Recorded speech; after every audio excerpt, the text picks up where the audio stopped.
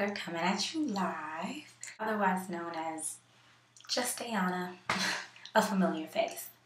Now, I know that I haven't put out a video in a while, and a lot of people have been supporting me in all of my woes and knowing that I've been going through some things.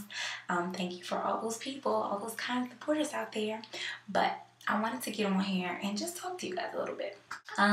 First things first, if you've been following me like on my Facebook and on some of my videos that I put out before this, then you'll know about 2 weeks ago, I went to church and my pastor, he preached about your hair. And he talked about how your hair represents your character and the strength in your character. So some of us have some character flaws, and if we want to get rid of those, then we need to get a new hairdo. So guess what I did, folks? I got a new hairdo. I'm so excited. And so this is some of your first time seeing me. Well, some of you out there haven't seen me with this new color and this new little hairdo, cute little bun that my cousin, shout out to @Hagamugga, Lex Luger on Twitter, did for me. But speaking of hairdo, I had an updo for about a week and a half that I finally had to take out last night because it was killing me. And you know how sometimes when you have, some people can relate to me on this, you have an updo, it's kind of like all of the ideas and thoughts and actions that you want to put into play in your life, they like get stuck right here.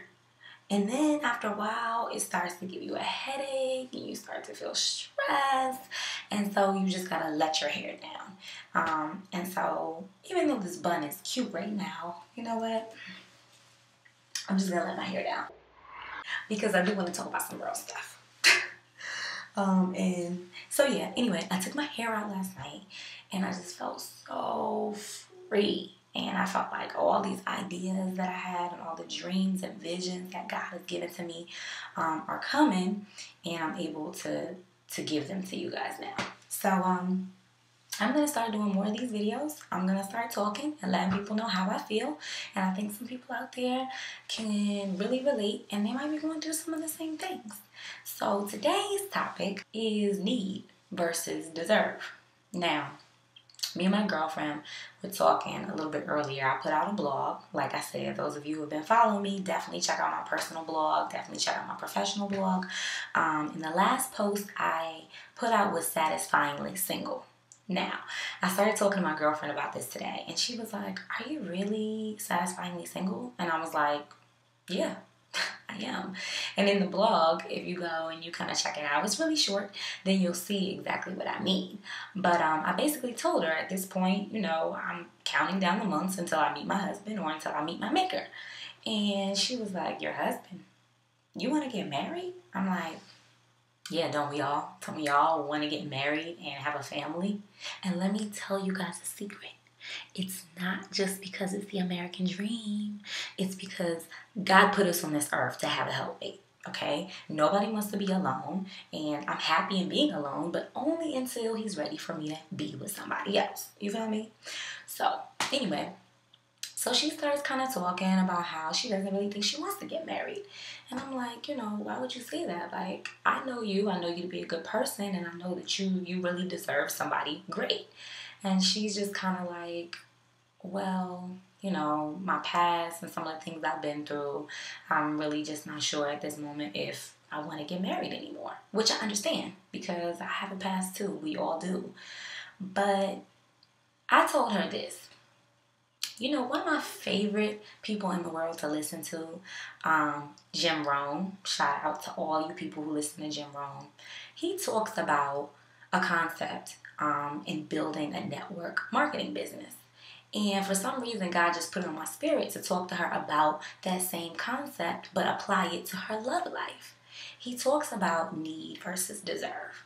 And he says, you know, God doesn't say that if you need a harvest, he'll give you a harvest. He says if you plant a harvest, then you just might get a harvest. That's because obviously if you're planting, then you're doing work in order to, reap what you sow, then clearly, you know what I mean? It's a concept of I deserve this at this point because I planted it. So I basically just had to tell my girlfriend, like, the same thing applies to you and, the man that you're going to marry. There's a man out there for you. It's just, I think that you are doing yourself a disservice by asking and praying to God for what you need instead of what you deserve. And I think a lot of people out there are doing the same thing. So I'm just here to tell you guys, especially all the women out there that can really relate to me, and this goes out to all of the men out there too who are feeling me, you know what I mean? We really need to start looking at the things that we deserve. And we need to start writing those down and making those visions plain. Not just, I need somebody to keep me close tonight. I need somebody to go to this ball with. I need, because that's not really what you need. And don't forget, when you do ask God for things, He's going to give it to you. So if your flesh is asking for what it needs, then don't be surprised when you keep running into the same type of people, okay? You need to change your paradigm, okay? Anyway, I'm going to stop right here because that's enough for the night. And it's like really late, time for me to go to bed. But I just really wanted to get on the camera and tell y'all something that was on my heart. So look out for new updates coming from me. Look out for future topics coming from me. And please, please subscribe to my page, my fan page, Just Ayana, because at the end of the day, that's who I am, a familiar face. And please follow me on Twitter at Just Ayana. All right. Night.